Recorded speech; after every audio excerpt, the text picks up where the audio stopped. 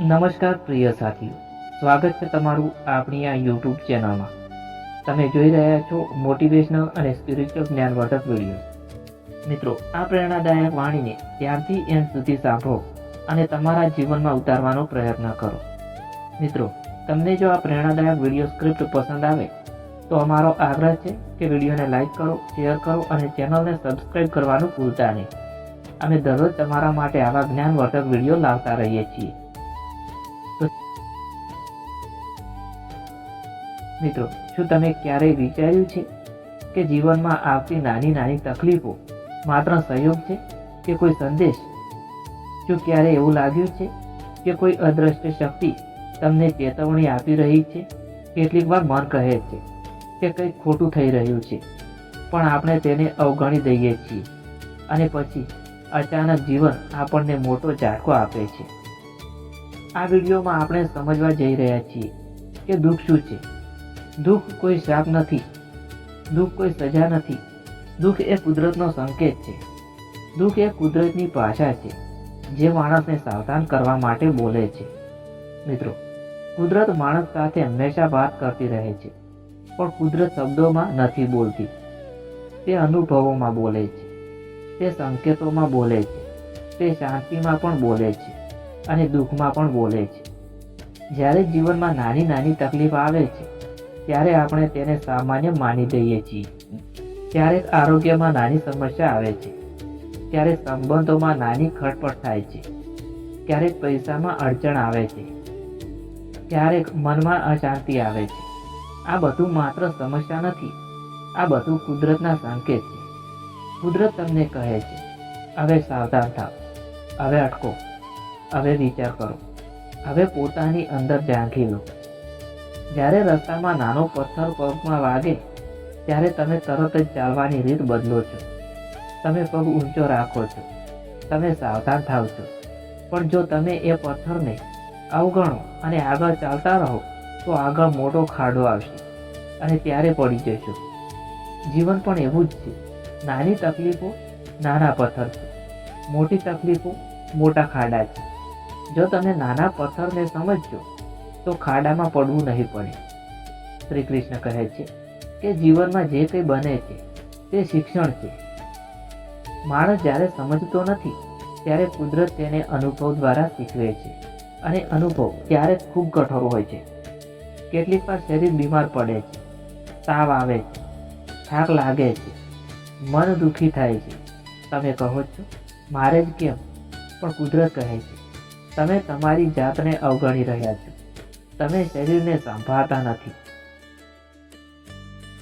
તમે મનને આરામ આપતા નથી, તમે માત્ર દોડતા જ રહો છો.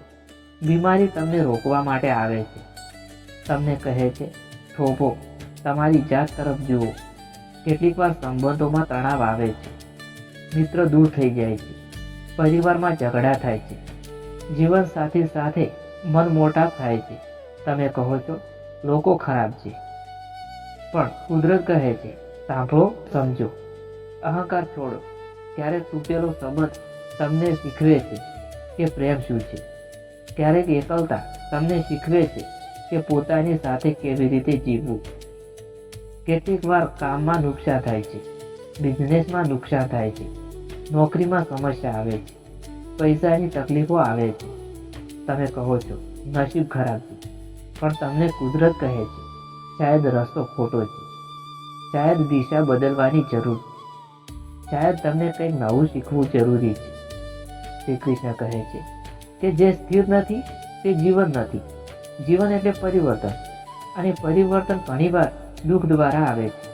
મિત્રો, દુઃખ તમને તોડવા માટે નથી આવતું, દુઃખ તમને કાઢવા માટે આવે છે, દુઃખ તમને જગાડવા માટે આવે છે, દુઃખ તમને સાચા રસ્તે લાવવા માટે આવે છે. જ્યારે માણસ નાની ચેતવણીઓને અવગણે છે ત્યારે કુદરત મોટો પાઠ આપે છે, અને મોટો પાઠ ઘણીવાર હલાવી નાખે છે.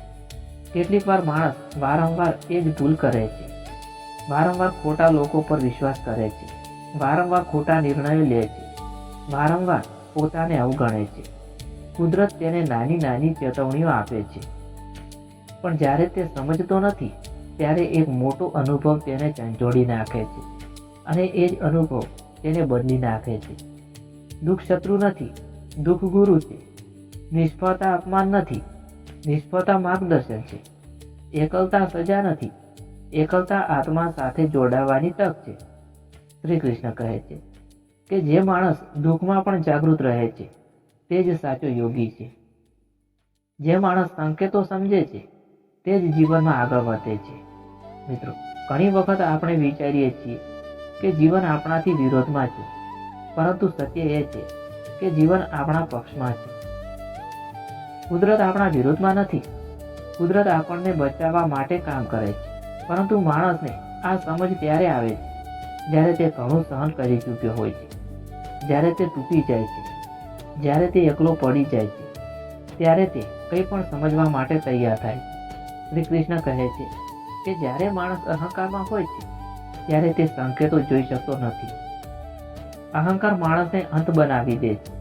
તે કહે છે મને બધું ખબર છે, અને પછી જીવન તેને બતાવે છે કે તેને કંઈ પણ ખબર નથી. કુદરત પહેલા નરમ રીતે બોલે છે, નાની તકલીફો આપે છે, નાની અશાંતિ આપે છે, નાની અટકાવ આપે છે, પરંતુ માણસ હસીને તેને અવગણે છે. તે કહે છે આ તો સામાન્ય છે, આ તો બધાની સાથે થાય છે. પણ કુદરત ફરી બોલે છે, ફરી સંકેત આપે છે, ફરી સમજાવવા પ્રયત્ન કરે છે. અને જ્યારે માણસ સતત અવગણે છે ત્યારે કુદરત કઠોર બની જાય છે. મોટી તકલીફ આવે છે, મોટું દુઃખ આવે છે, અને માણસ તૂટીને જાગી જાય છે. તમે જોયું હશે કે ઘણા લોકો જીવનમાં એક જ પ્રકારની પીડા ફરી ફરી અનુભવે છે. કોઈને વારંવાર સંબંધોમાં દગો મળે છે, કોઈને વારંવાર પૈસામાં નુકસાન થાય છે, કોઈને વારંવાર આરોગ્યની સમસ્યાઓ આવે છે. આ માત્ર સંયોગ નથી, આ સંકેત છે. કુદરત કહે છે ક્યાંક કંઈક શીખવાનું બાકી છે. શ્રી કૃષ્ણ કહે છે કે જે પાઠ તમે શીખતા નથી તે પાઠ જીવન ફરી ફરી આપે છે. જ્યાં સુધી આત્મા સમજતો નથી ત્યાં સુધી અનુભવ બદલાતો નથી. આધ્યાત્મિક રીતે જીવો તો માણસ માત્ર શરીર નથી, માણસ એક ચેતન આત્મા છે. આ આત્મા વિકાસ કરવા માટે જન્મ લે છે, અનુભવ કરવા માટે જન્મ લે છે, શીખવા માટે જન્મ લે છે. અને કુદરત આ આત્માને માર્ગ બતાવે છે, ક્યારેક પ્રેમ દ્વારા, ક્યારેક શાંતિ દ્વારા, અને ક્યારેક સુખ દ્વારા. કેટલીક વાર જીવન તમને એકાંતમાં ધકેલી દે છે. લોકો દૂર થઈ જાય છે, મિત્રો વ્યસ્ત થઈ જાય છે, પરિવાર પણ તમને સમજતો નથી. ત્યારે તમે કહો છો હું એકલો છું, પણ કુદરત કહે છે હવે તું પોતાની સાથે રહેવાનું શીખી લે. ધન્યવાદ. મિત્રો, તમને જો આ પ્રેરણાદાયક વિડીયો સ્ક્રિપ્ટ પસંદ આવી હોય તો અમારો આગ્રહ છે કે વિડીયોને લાઈક કરો, શેર કરો અને ચેનલને સબસ્ક્રાઈબ કરવાનું ભૂલતા નહીં.